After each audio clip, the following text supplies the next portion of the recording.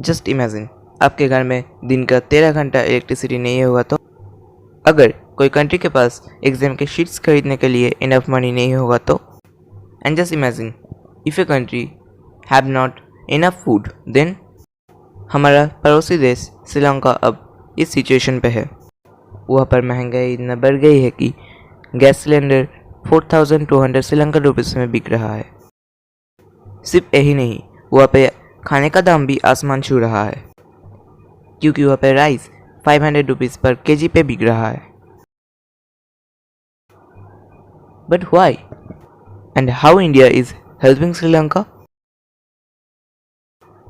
We will know all in this video. So without wasting any time, let's begin. दोस्तों, मैं हूँ आपका host और दोस्त रॉनी और आप देख रहे हैं दी फैक्ट्स कैम।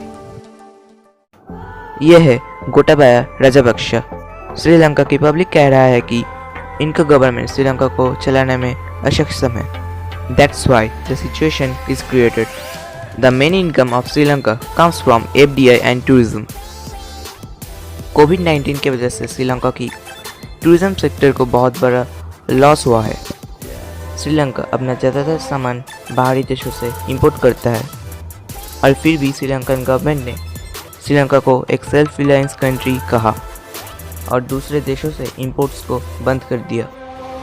और इनके साथ साथ उन्होंने पेस्टिसाइड्स और फर्टिलाइजर्स की इंपोर्ट पे रोक लगा दिया। और इसके साथ साथ ये श्रीलंका का इकोनॉमिक क्राइसिस का एक बड़ा कारण बन गया।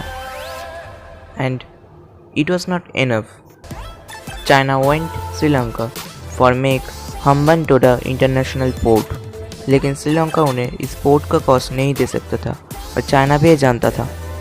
सो China wanted some area of Sri Lanka lease for 99 years. Now Sri Lankan public started to hate the government. अब ये प्रोटेस्ट बहुत ही ज़्यादा लंबा हो गया है। नियर बाई 600 पब्लिक रोड पर उतर आया है। अब तक टोटल 26 मिनिस्टर्स रिजाइन कर चुका है। इस टाइम पे श्रीलंका को इंडिया 4000 मैट्रिक टन राइस और पेट्रोलियम दे रहा है।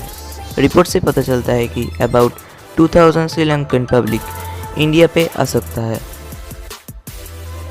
And India will accept them. India Sri Lanka को $500 बिलियन का पेट्रोलियम के लिए लोन देकर मदद किया है और अभी भी उन्हें इंडिया की तरफ से मदद किया जा रहा है। और इसके लिए श्रीलंकन क्रिकेटर्स ने इंडिया को थैंक्स भी कहा। This situation reminds us that in 1960 at the time of Lal Bahadur Shastri the green revolution is very important for us. At least ये हमें एग्रीकल्चर के सेक्टर पे आत्मनिर्भर बना गया। So this is the 4 minute, see you again.